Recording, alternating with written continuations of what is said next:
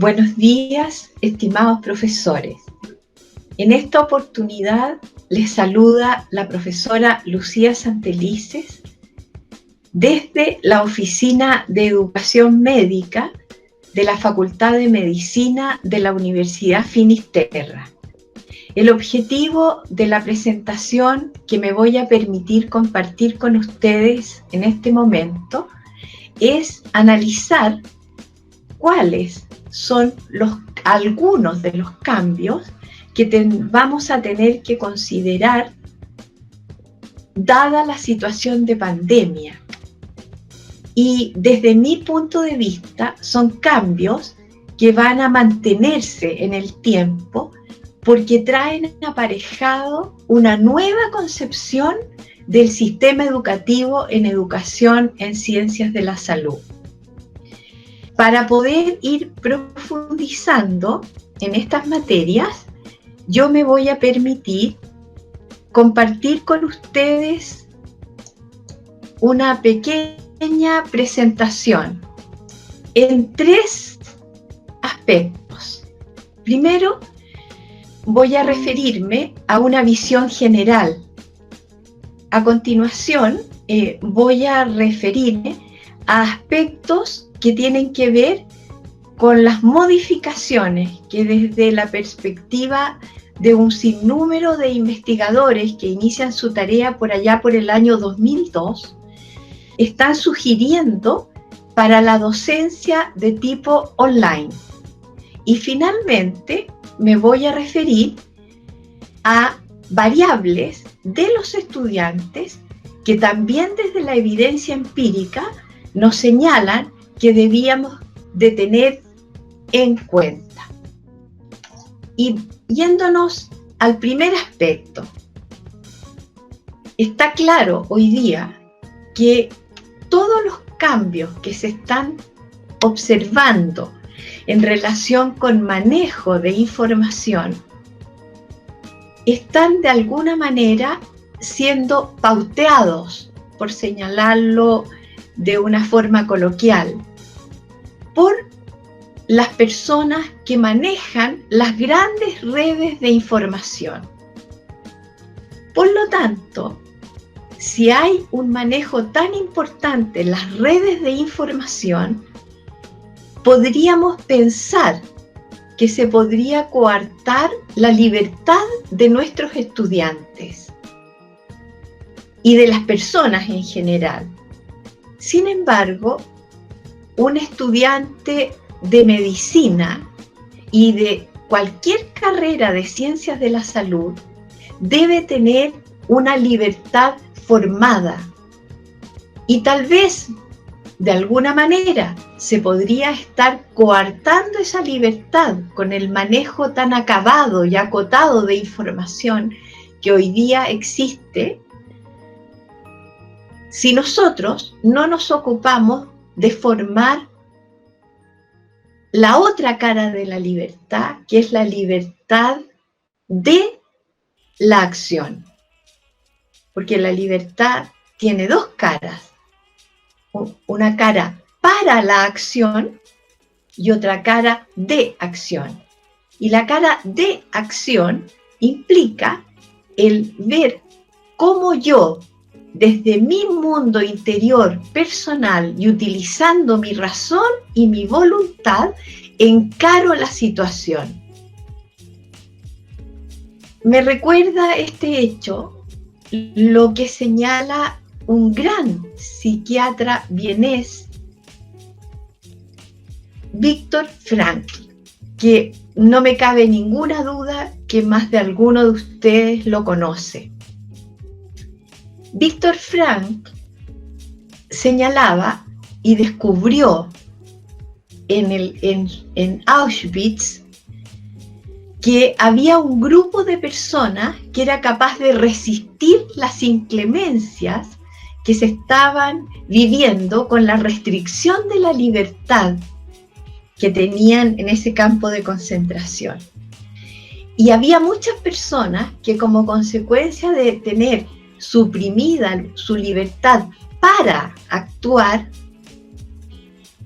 sucumbían En tanto, otro grupo de personas que estaba en la misma situación de restricción, en el mismo campo de concentración, eran capaces de superar la adversidad. Viktor Frankl, como psiquiatra y como investigador nato, decidió indagar cuáles eran las características de unos y de otros. Y esa investigación él la plasma en su teoría de la logoterapia, que muchos de nosotros lo hemos leído en su libro. ¿Y cuál es la tesis de Viktor Frankl? La tesis de Viktor Frankl es que las personas jamás perdemos la libertad si somos capaces de tener razón y voluntad para decidir cómo vamos a vivir en esa situación en que nuestra libertad para la acción está constreñida. Desde esa perspectiva, a mí me pareció muy importante, por lo tanto, hacer un nexo con lo que vamos a trabajar en esta pequeña presentación. Y nos vamos a ir al primer punto, que es la visión general. Lo primero que tenemos que tener en cuenta frente a esta enseñanza online en la educación médica es entender que estamos cambiando 3 entornos de aprendizaje. 3 variables, dentro del entorno de aprendizaje. La primera es el conocimiento. Por años, desde el modelo educativo de Flexner, pasando por las variaciones de Edimburgo y de la ONU, que son las más actuales, nosotros hemos tenido como base, como centro, la transmisión del conocimiento relacionado con los estudios médicos que se han ido acumulando. No obstante, hoy día, con las redes fenomenales de información que existen, el conocimiento está ahí. Pero nosotros no podemos confundir información con conocimiento. Lo que tenemos acumulado en las redes es la información. ¿Y por qué este es el primer punto que tenemos que pensar en este nuevo entorno de aprendizaje? Porque todos los estudiantes pueden tener acceso a la información. Pero ¿dónde está el punto sustantivo? Que nosotros tenemos que enseñar a transformar la información en conocimiento. Ahora, eso implica el primer gran desafío. Hoy día no es importante la transmisión del conocimiento. Hoy día es importante el qué hacemos para que el estudiante, contando con el conocimiento y contando con las redes de conocimiento, sea capaz de transformarlo en un conocimiento que le va a permitir enfrentar los desafíos de las ciencias de la salud. El segundo foco que cambia en este nuevo entorno de aprendizaje online es la evaluación. Obviamente, ya no requerimos constatar que el estudiante tiene la información, porque la información deberíamos exigírsela.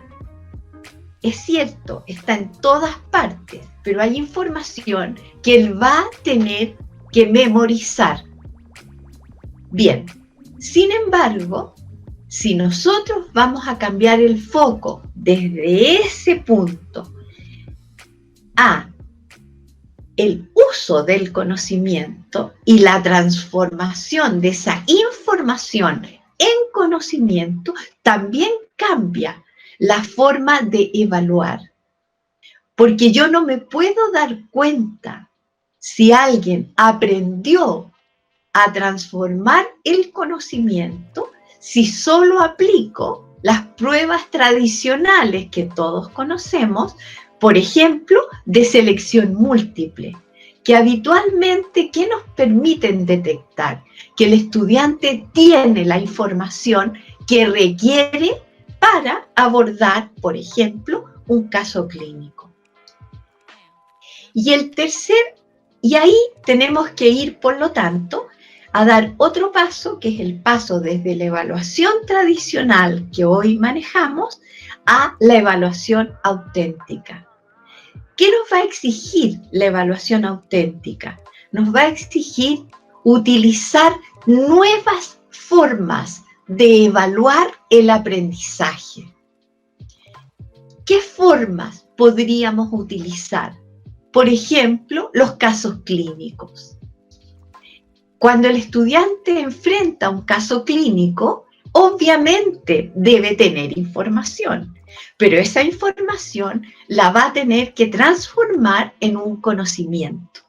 ¿Para qué? Para resolver aquellos desafíos que nosotros estamos presentando mediante el caso clínico.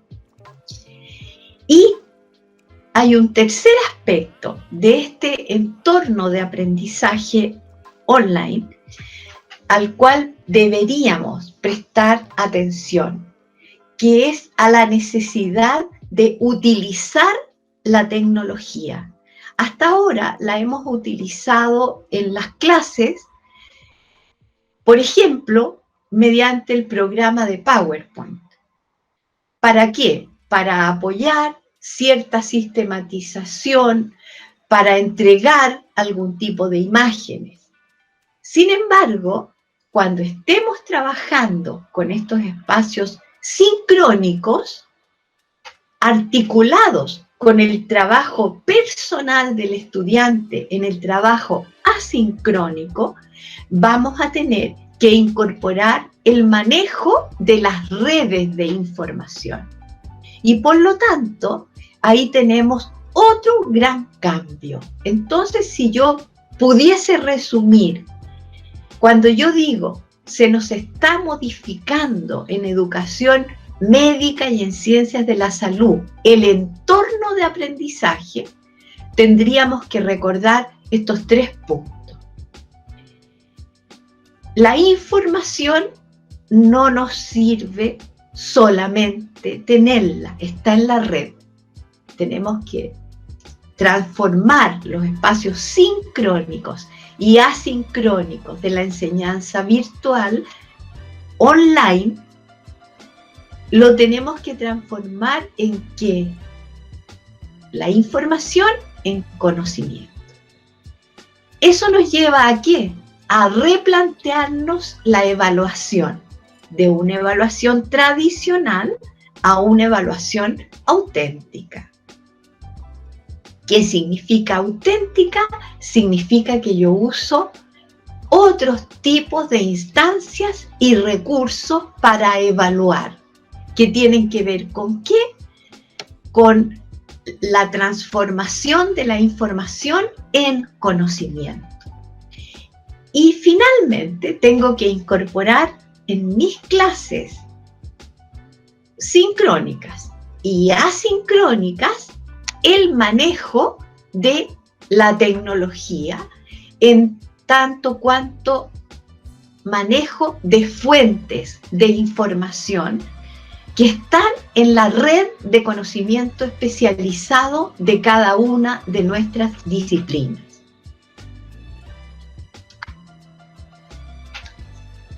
¿Qué cambios nos trae, además del entorno de aprendizaje, qué otros cambios más pequeños y acotados nos trae esta enseñanza online?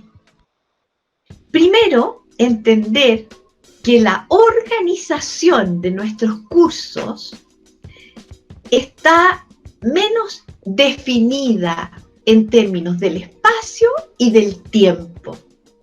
¿Por qué en términos del espacio?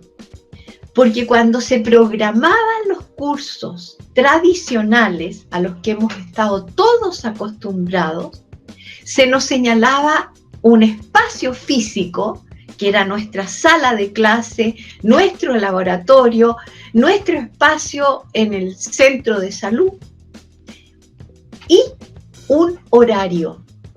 Hoy día, la enseñanza online no tiene esa definición, porque es cierto, tendremos espacios sincrónicos y por lo tanto estaremos en algún momento conectados directamente con nuestros estudiantes.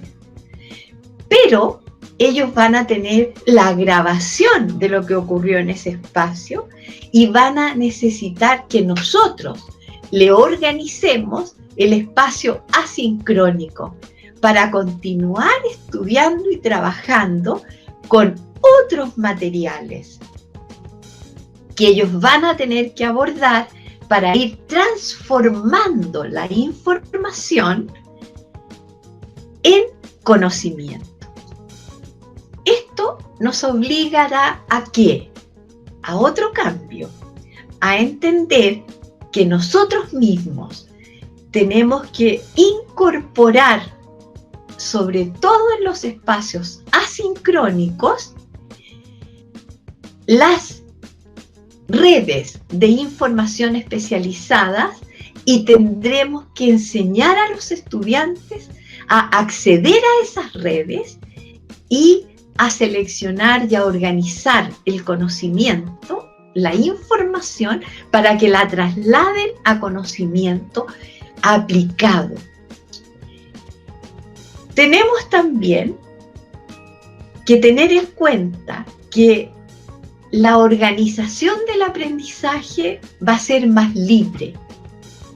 Y el hecho de que tengamos una organización más libre en espacio, en tiempo y en la utilización de los recursos tecnológicos, ¿a qué nos obliga? Nos obliga a tener un diseño mucho más acotado de lo que queremos enseñar y de lo que queremos que nuestros estudiantes aprendan, porque es imprescindible que lo manejen y bien.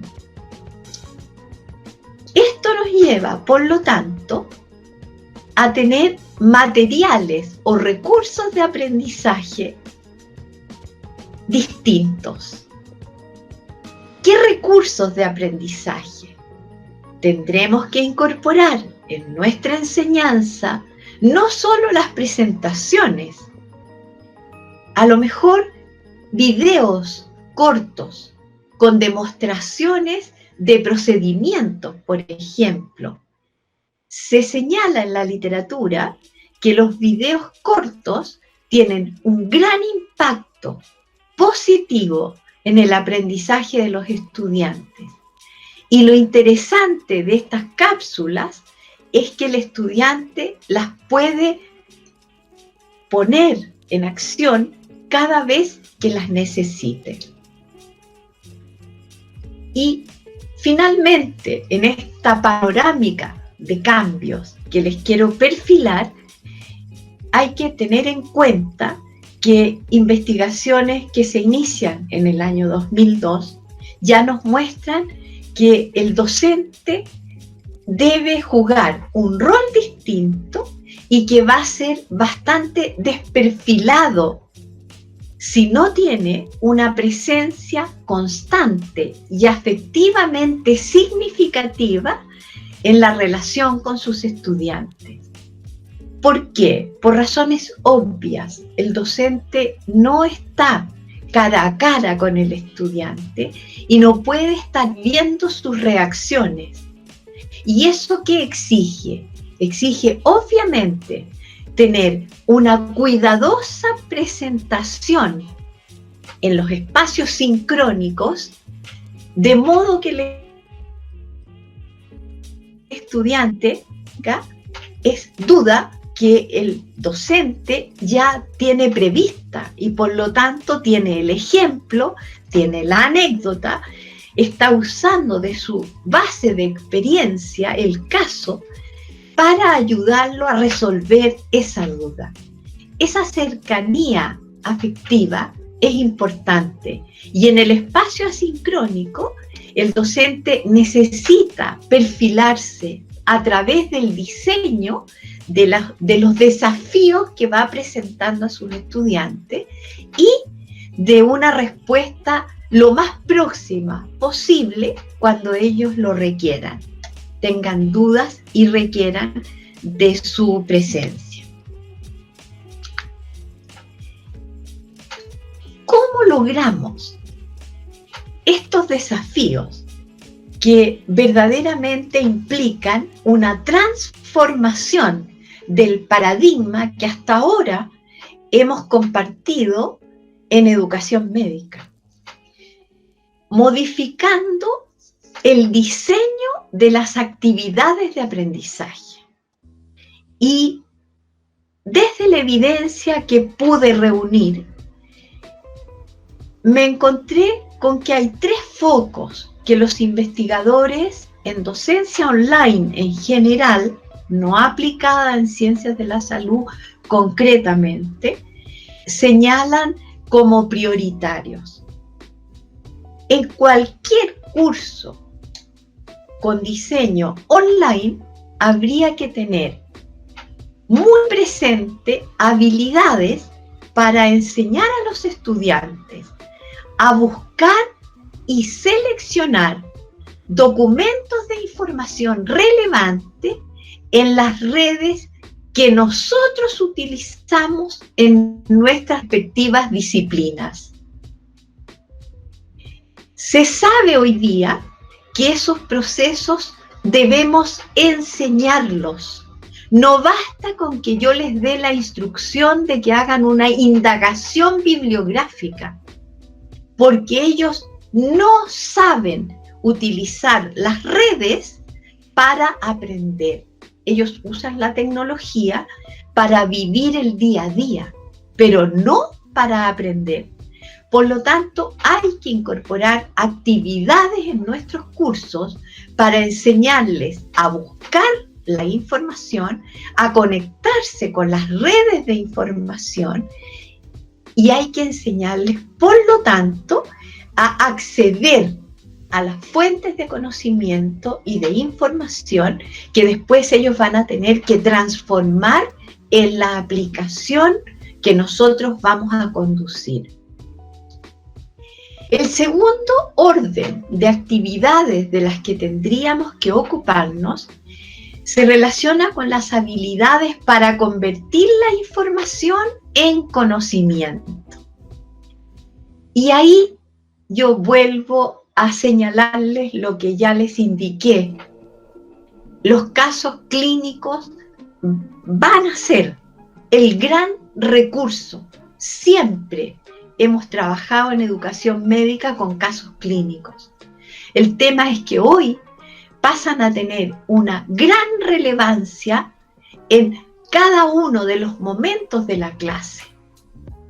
Se pueden utilizar al inicio de la clase para despertar al estudiante, para situar su memoria de trabajo en algún punto, por supuesto.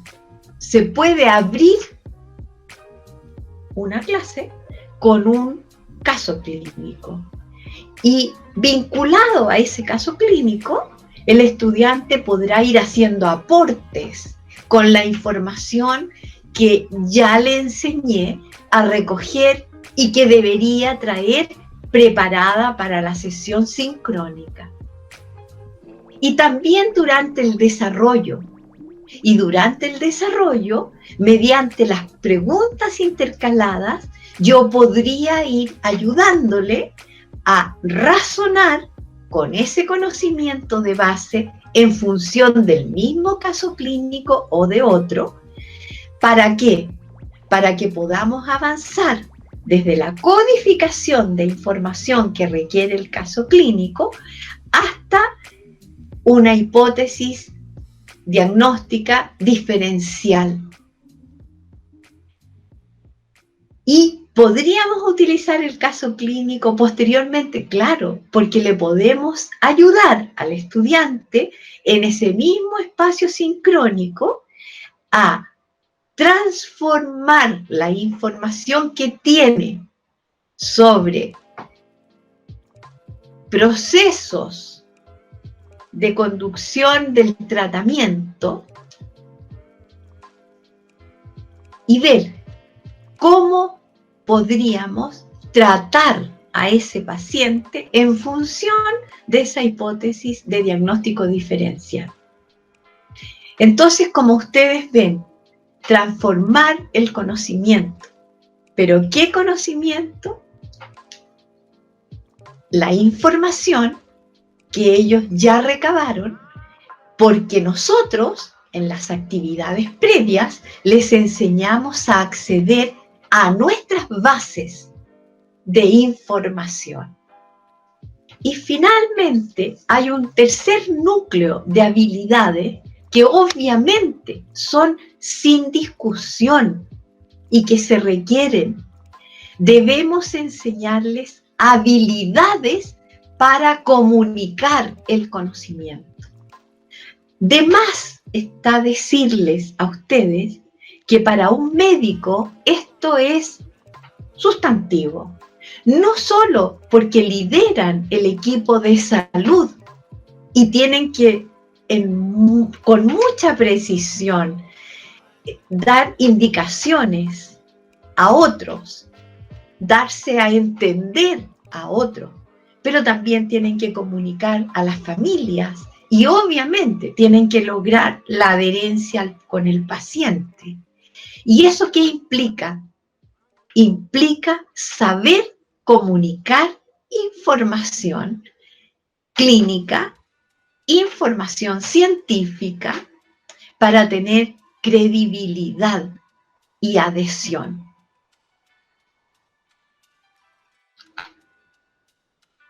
Todo lo anterior no es posible si nosotros no entendemos y nos ponemos en marcha para enseñar a nuestros futuros académicos a planificar la relación entre contenidos de nuestras disciplinas y esta nueva modalidad de aprendizaje.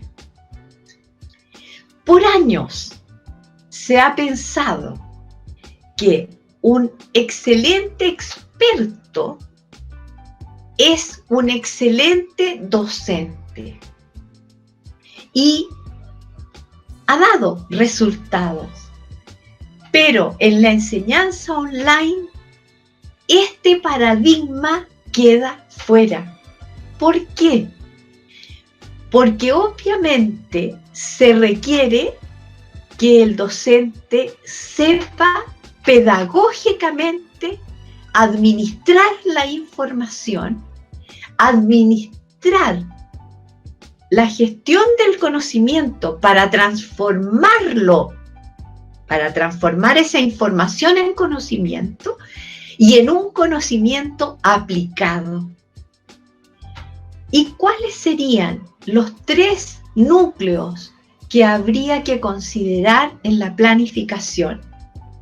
Primero, seleccionar, priorizar y organizar los contenidos. Eso es clave. ¿Por qué? Porque habrá contenidos que nosotros debemos en los espacios sincrónicos compartirlos con los estudiantes. Son contenidos que se requiere de nuestra expertise, pero no son todos los contenidos que los estudiantes deben conocer. Hay más información asociada a esos grandes núcleos temáticos que son imprescindibles. Y ellos tienen que aprender a indagar en las redes de conocimiento especializado y a complementar lo que nosotros vamos a trabajar con ellos en el espacio sincrónico, lo deben complementar con su trabajo asincrónico. Entonces, tarea 1 de la planificación, seleccionar, priorizar y organizar los contenidos, porque los vamos a distribuir en función de su esencialidad para el ejercicio profesional en el espacio sincrónico y asincrónico, que deben ir estrechamente vinculados. Pero no basta con tener la selección de contenidos. ¿Por qué? Porque si la meta es la transformación de la información en contenidos aplicados, tenemos que diseñar actividades para el espacio sincrónico, que no va a ser la mera exposición, porque la información está en la red.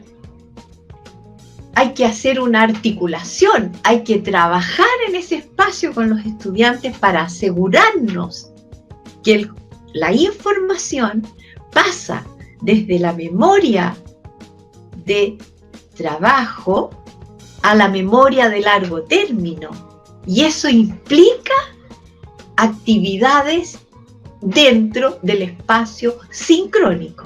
Y obviamente, como eso no es suficiente, los estudiantes deben seguir ejercitando y complementando en el espacio asincrónico.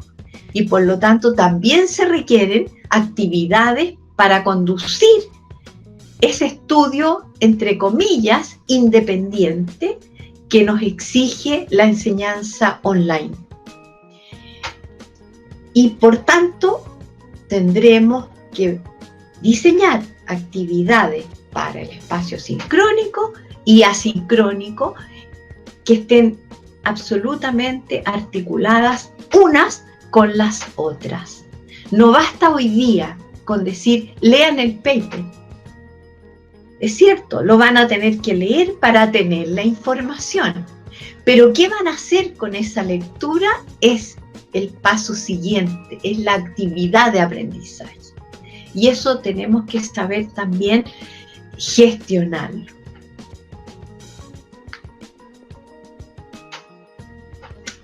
Actividades posibles con las cuales podemos nutrir el espacio sincrónico y posteriormente el espacio asincrónico. Yo puse en color amarillo el espacio sincrónico para distinguirlo de las actividades posibles del espacio asincrónico. En el espacio sincrónico resulta muy bien pedagógicamente utilizar las preguntas intercaladas. Desde la Universidad de Harvard, en el proyecto Cero, se descubrió hace ya casi 9 años que al iniciar una clase hay que construir la intencionalidad de la sesión. Y dentro de la construcción de esa intencionalidad adquiere un papel relevante lo que desde el proyecto Cero de la Universidad de Harvard se ha denominado como el tópico generador. ¿Qué cualidad tiene el tópico generador? El tópico generador es una pregunta, pero esa pregunta es abierta. Y una pregunta abierta, ¿qué implica? Implica que el docente no tiene la respuesta, tiene su respuesta, pero no tiene la respuesta de todos los estudiantes que están trabajando con él en el curso. Si yo al estudiante le pregunto y yo tengo la respuesta, y la respuesta está en la web, no es pregunta abierta. Si yo les pregunto a ustedes, utilizando un ejemplo de la vida cotidiana. ¿Qué es el bautismo? Cualquier persona culta, aunque no sea religiosa, va a saber que para quienes somos católicos, el bautismo es un sacramento. Esa es una respuesta cerrada. Una pregunta cerrada, porque tiene una respuesta única. En cambio, si yo pregunto, ¿qué es para ti el bautismo? Habrá tantas respuestas como personas estén escuchando, viendo. Eso es una pregunta abierta y por lo tanto es un tópico generador. ¿Por qué tópico generador? Porque esta pregunta abre al pensamiento, pero abre el pensamiento en un contexto, en un circuito neuronal en el que esa pregunta tiene sentido. ¿Por qué esto es tan fundamental? Porque si yo no enciendo el circuito donde la materia que voy a trabajar en mi curso tiene sentido, el envase bioquímico que ocurre en las células neuronales para hacer posteriormente traspaso de ese conocimiento al hipocampo, donde se va a guardar por largo término para posteriormente poder ser evocado y usado, ese proceso no es tan eficiente. ¿Por qué? Porque puede ocurrir en la mente del estudiante que funciona a semejanza de un computador que yo olvide la carpeta en que archivé y no puedo encontrar el archivo. Ahora, las preguntas, ¿por qué digo intercaladas y no puse solamente tópico generador como aspecto, actividad inicial de una clase en el espacio sincrónico? Porque la pregunta intercalada puede tomar distintos matices en distintos momentos de la clase. Si yo estoy trabajando en el desarrollo de la clase, yo puedo poner infinitas preguntas. Hay una investigadora norteamericana de la Universidad de Illinois, Lucille Falcoff. Ella hizo una investigación hace muchos años en Estados Unidos y ¿qué descubrió? Descubrió que más del 60% de las personas que hacían clases en ciencias utilizaban solamente las preguntas de recuerdo de información, que son las preguntas del nivel más bajo. Y ella dijo, no, si nosotros queremos mejorar la enseñanza, este estudio fue a nivel de la enseñanza escolar en Estados Unidos, para que tengan una base de conocimiento científico mejor los estudiantes que ingresan a las universidades, requerimos utilizar otros tipos de preguntas. Y ella al menos en su nomenclatura pone preguntas de información, preguntas de carácter inferencial, que obviamente en medicina son fundamentales, preguntas de carácter evaluativo, que son aquellas que llevan a tomar decisiones con conocimiento, no con información, porque ya al tomar una decisión ya tengo aplicado el conocimiento, ya estoy observando resultados de ese conocimiento. Y finalmente preguntas creativas. ¿Y a qué llamó preguntas creativas? A todas aquellas que llevaban a qué? A que con toda la información transformada en conocimiento en situaciones especiales y particulares, la persona no solo tome decisiones, sino que cree. ¿Y qué hacen los médicos cuando están en ese nivel? Obviamente, cuando dan tratamiento, es un proceso de creación de conocimiento, porque cada paciente es único. Y a ustedes yo no tengo que recordárselo. El uso de metodologías de caso. Fundamental.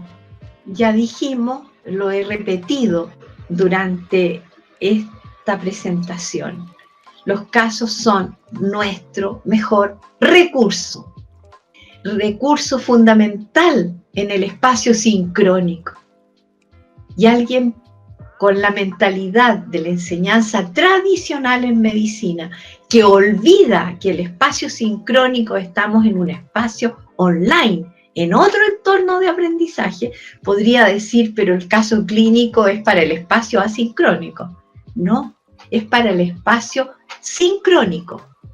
Y también para el asincrónico.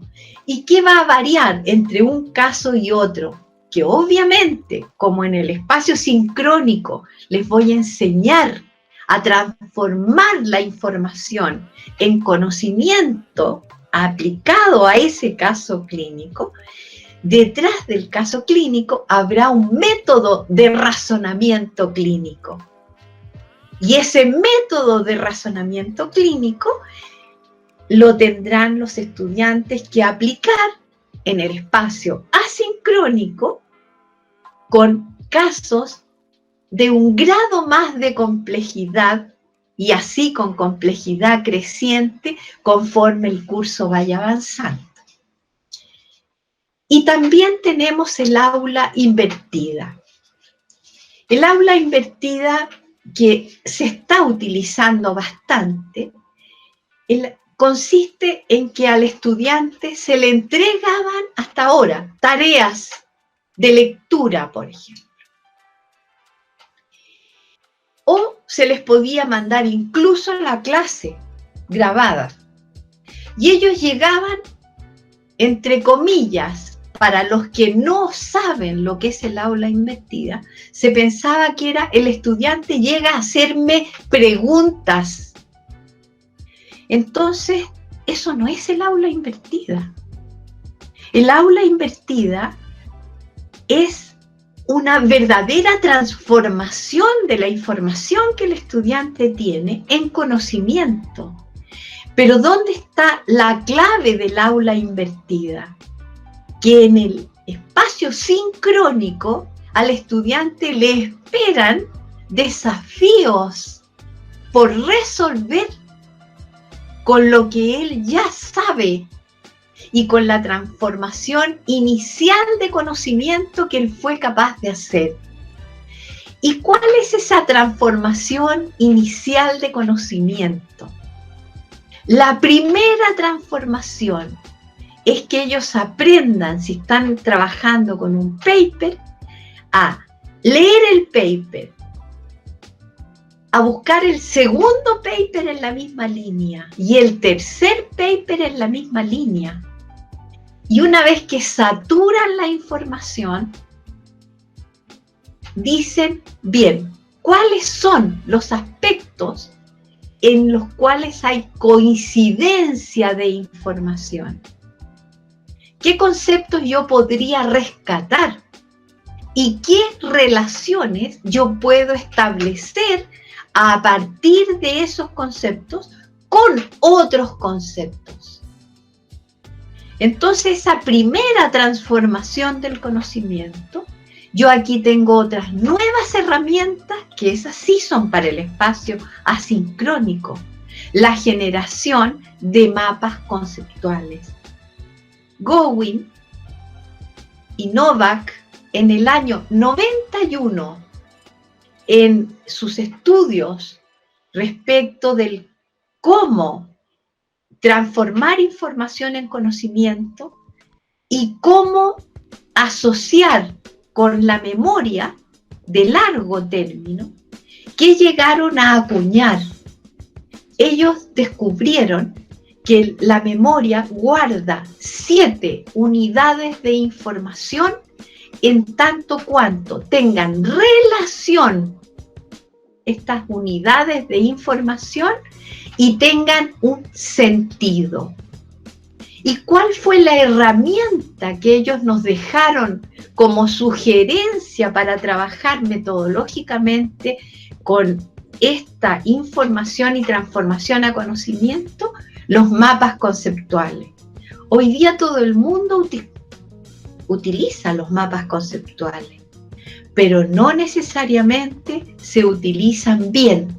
¿Por qué? Porque no se conoce el origen del mapa conceptual.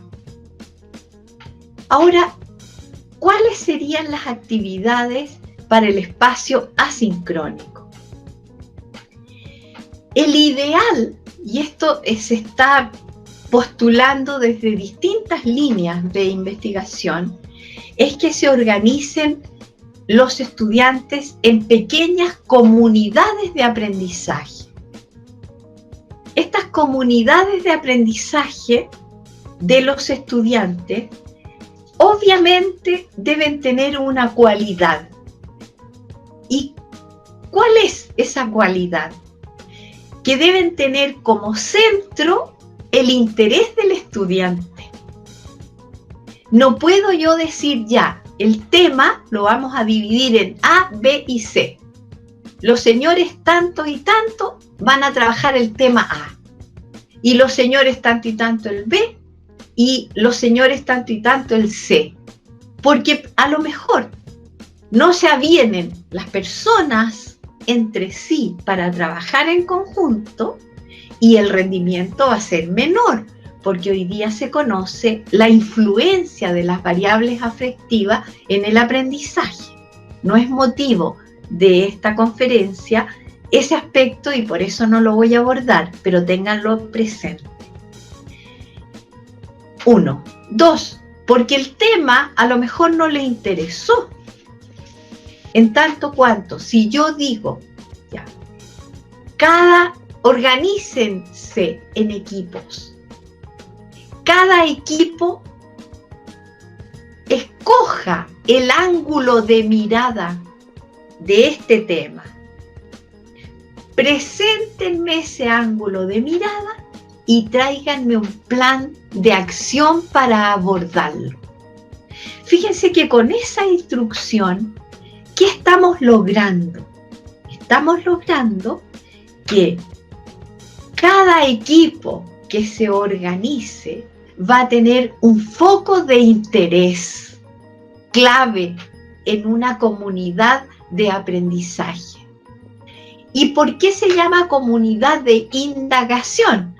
Porque ellos van a tener que usar las redes, tendrán por lo tanto que seleccionar la información de las redes. ¿Y qué va a hacer el docente? Va a ir aprendiendo con ellos. ¿Por qué? Porque probablemente van a llegar a vuestras manos papers, líneas de pensamiento que ustedes no habían tenido tiempo de revisar. Entonces se forma una comunidad de indagación en el espacio asincrónico. Habrá momentos en que esos estudiantes, igual como estamos haciendo nosotros ahora, tendrán que darnos cuenta de lo que ellos sistematizan y por lo tanto estarán aprendiendo a comunicar el saber a otros. Pero tendríamos que enseñar a comunicar el saber. ¿Y cómo les vamos a enseñar? Primero, con el modelaje de nuestras clases. Segundo, con los instrumentos de evaluación que les vamos a entregar cuando les demos el encargo. ¿Y qué instrumentos de evaluación? Por ejemplo, una buena rúbrica o algo más sencillo, una pauta de cotejo. Cualquier instrumento de evaluación debe tener criterios, que son los marcos, los puntos focales, pero cada criterio que yo voy a considerar para evaluar ese trabajo debe venir acompañado en otra columna de indicadores. Y lo propio del indicador es que es observable. No deja lugar a interpretación. Si a eso le agregamos el puntaje, cuando ellos tengan que realizar su presentación, ellos ya saben qué voy a estar observando yo, que van a ser los criterios, cómo los voy a observar con los indicadores y qué puntaje van a tener ellos, el que ellos merezcan, de acuerdo al número de indicadores que tienen con puntaje completo o no tan completo. Comunidades de indagación. Metodología de proyecto opera más o menos como ya se los he perfilado. Los estudiantes escogen un tema, ellos indagan y yo voy, en la medida que el proyecto va avanzando, les voy modificando las pautas de observación y yo voy trabajando mis clases en el espacio sincrónico, avanzando en otros contenidos, pero ellos van trabajando en la transformación del contenido en su tema. Y en algunos momentos, en el espacio sincrónico, ellos presentan y se arma un análisis y toda la comunidad de ese curso va quedando nivelada con lo que aportó el equipo A, el B, el C, más lo que el docente va aportando en la línea sincrónica. ¿Y en qué termina la metodología de proyecto? Termina siempre en un producto concreto y conjunto. ¿Y cuál podría ser ese producto? Por ejemplo, podría ser una mesa redonda de expertos que los estudiantes realizan y convocan de invitados y participantes a sus docentes, a sus compañeros. Estamos en otra era y esto es fácil de implementar porque no tendremos las limitaciones ni de espacio ni de tiempo. ¿Por qué? Porque en el aprendizaje online el espacio y el tiempo son relativos. Se ajustan a las necesidades y actividades de los participantes. Y ahora, y disculpándolos porque deben estar cansados, pero tenemos que mirar, y este es el último punto que me voy a permitir abordar, tendremos que mirar las variables de los estudiantes. ¿Qué está pasando?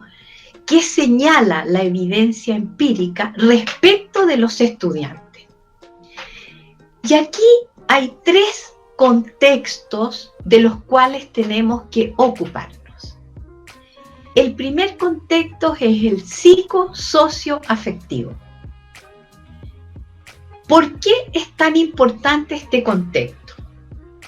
Porque muchas veces olvidamos que no todos los estudiantes tienen las condiciones espaciales para trabajar tranquilos en sus hogares y no tienen las condiciones tampoco económicas para tener los recursos que requiere el aprendizaje online. Y por tanto, este es un tema que no se puede olvidar. Pero hay otro aspecto que es muy importante. El otro aspecto es que hay variables afectivas del estudiante que debemos también considerar. ¿Qué variables afectivas? Que hay estudiantes a los cuales les va a venir muy bien trabajar online, pero no basta en educación en ciencias de la salud. Ellos necesitan socializar, porque obviamente el médico también es un líder social. Necesita, por lo tanto, tener una interacción con otros. ¿Y cómo vamos a abordar ese aspecto? Generando instancias, cuando pase la pandemia, en las cuales los estudiantes obviamente tengan espacios presenciales de interacción. Pero hay algo muy importante, además, en lo pedagógico. Todos los materiales y lo que nosotros vamos a ir aportando al estudiante tiene que favorecer las funciones mentales, las funciones cerebrales, que no vienen necesariamente estimuladas y en el máximo nivel de desarrollo desde el espacio escolar. Por ejemplo, hay que tener un cuidado particular con los estudiantes de cursos iniciales. ¿Por qué? Porque existen cerebralmente circuitos neuronales que se encargan de lo que se llaman funciones ejecutivas basales.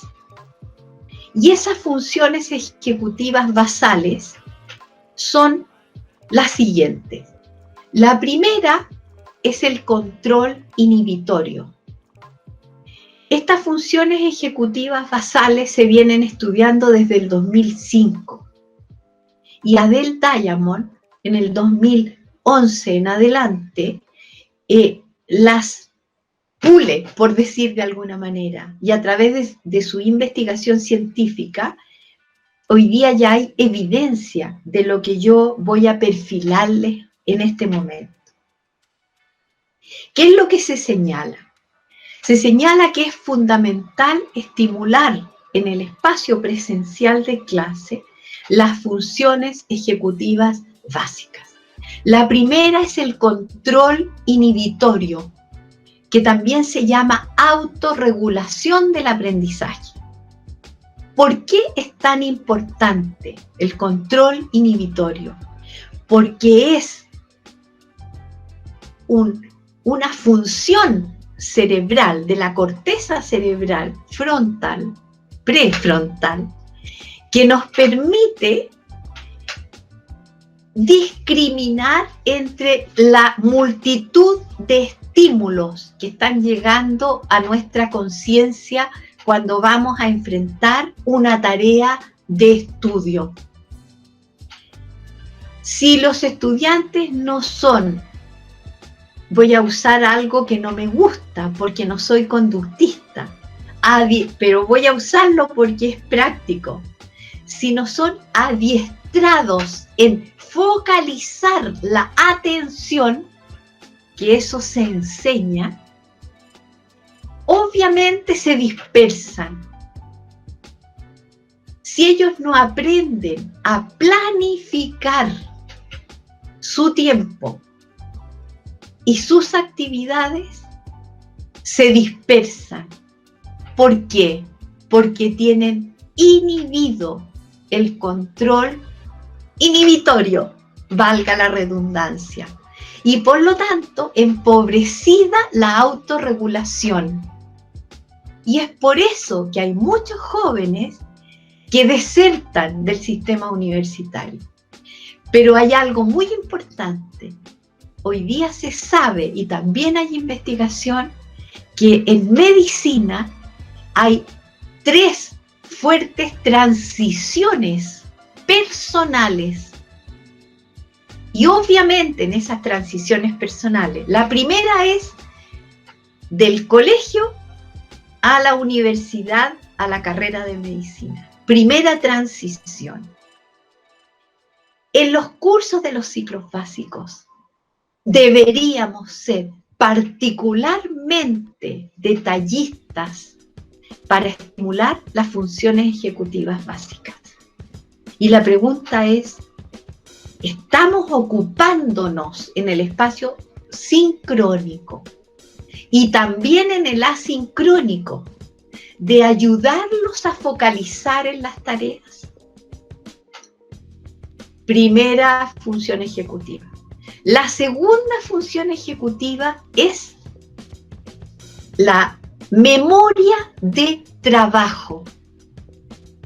Hoy día se sabe que si yo no hago actividades que lleven al estudiante a proponer frente a una tarea un plan de cómo abordaría esa tarea, qué elementos requeriría para abordarla, y no lo estimulo a buscar esos elementos para lograr un producto frente a los cuales él tiene las metas claras, yo no estoy ayudando al trabajo de esta segunda función ejecutiva, que es la memoria de trabajo.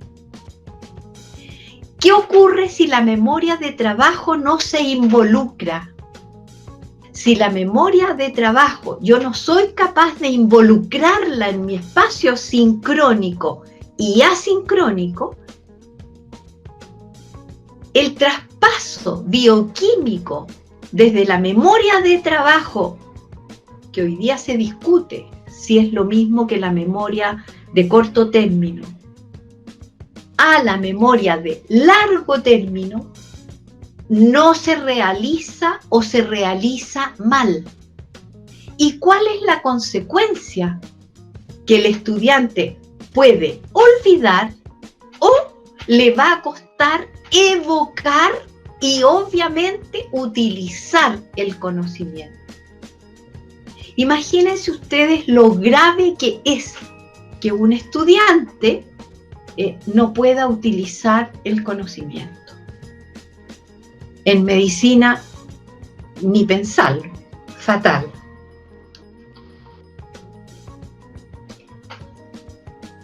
¿Qué se sabe del estudiante online? Que usan las tecnologías para vivir, pero no para aprender. Es un mito de que ellos son expertos, más expertos que nosotros en el uso de la tecnología. A nosotros nos costará más utilizar la maquinaria, pero nosotros sabemos cómo acceder al conocimiento. Entonces, el uso de tecnología, entre comillas, es algo mecánico. Nosotros tenemos que adelantarnos a esa mecánica. Ellos no saben y tenemos que enseñarles a qué. Mediante las actividades que van a realizar en nuestros respectivos cursos, con la información que la van a transformar en contenido, les va haciendo sentido mentalmente la tecnología. Ahora entiendo, dirán, ¿por qué era importante que yo aprendiera a entrar a esta base de datos, a esta? ¿Quiénes son los autores que están liderando las líneas de investigación en un campo de conocimiento? ¿Por qué están liderando ellos y no otros? Ese know-how hay que transmitirlo. Hay que hacerlo notar, porque a ustedes nadie dudaría que en su calidad de expertos saben perfecto, voy a decirlo coloquialmente, quién la lleva en el conocimiento de su disciplina. ¿Quién podría ser un referente? Nadie mejor que un experto para tenerlo clarísimo. Pero los estudiantes eso no lo saben. ¿Qué otra cosa hoy día se sabe? Que la organización de las tareas que les vamos a dar para el espacio asincrónico genera la activación personal.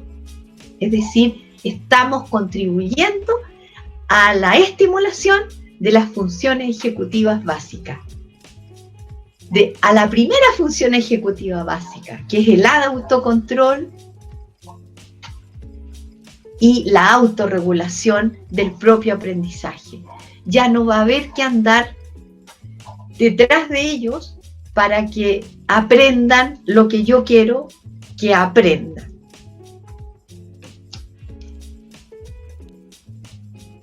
Lo grave de las funciones ejecutivas básicas inhibidas, dígase inhibición,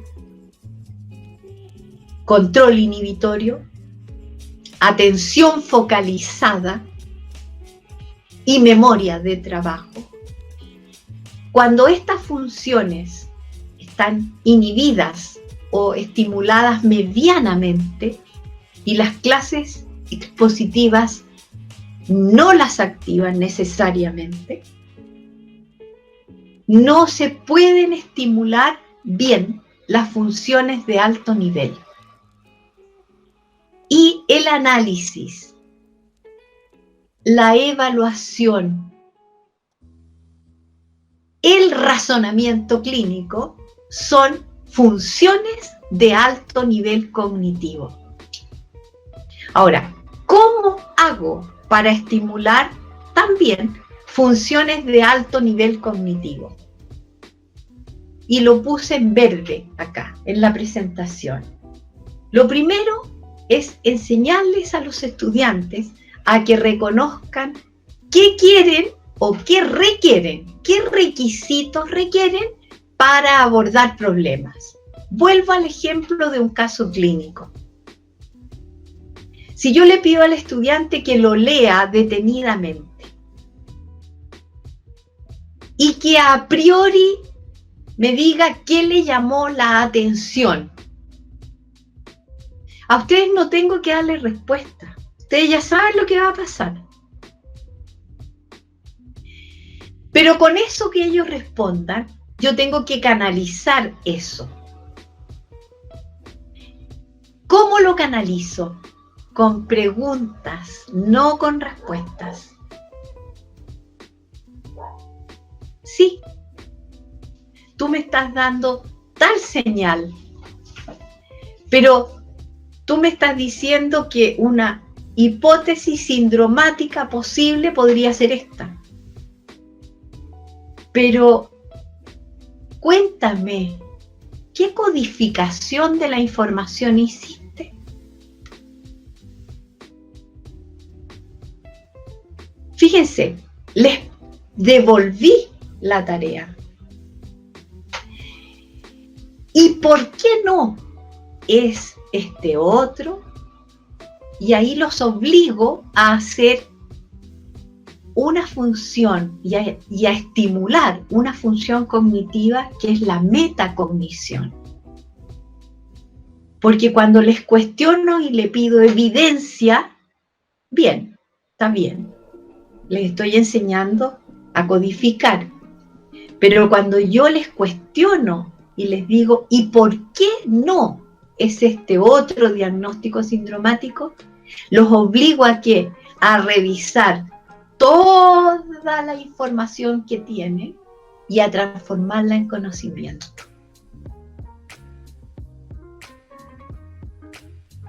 Y entonces, después de ese tópico generador, yo les puedo decir, bueno, ahora les presento nuevamente otro caso clínico y cambian y les dicen ya, misión, léanlo y háganme un plan.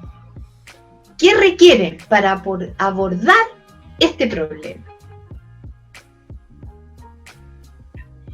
¿Qué información seleccionarían? Perfecto. Cuando eso lo tengan, quiero que me den una síntesis y que me la entreguen en un mapa conceptual. Mientras tanto, ustedes siguen con su materia y les pueden presentar diferentes posturas clínicas, modelos de abordaje de lo mismo, modelo A, modelo B. Contraargumenten. Estamos en una función de alto nivel. Pero fíjense, como en la base de esa función, ¿qué está? Las funciones ejecutivas básicas. Y con eso, ¿qué van gestando ustedes? Gestando en el cerebro de sus estudiantes redes neuronales de interacción que van a operar como están operando sus mentes. Porque ustedes las tienen, si no, no estarían acá. Pero ellos no las tienen y tienen algo en contra, que llegan a la universidad con las funciones ejecutivas básicas inhibidas. Nadie las ha trabajado. Se han desarrollado poco y a menudo mal porque a nadie les interesó trabajar intencionadamente las funciones ejecutivas basales. Bien, y ahora yo me quiero despedir, darles las gracias por este espacio que hemos compartido y desgraciadamente no puedo decirles que me encantaría interactuar con ustedes, pero está mi decano, que es una eminencia en educación médica, con quien ustedes van a poder tener interacción. Muchas gracias.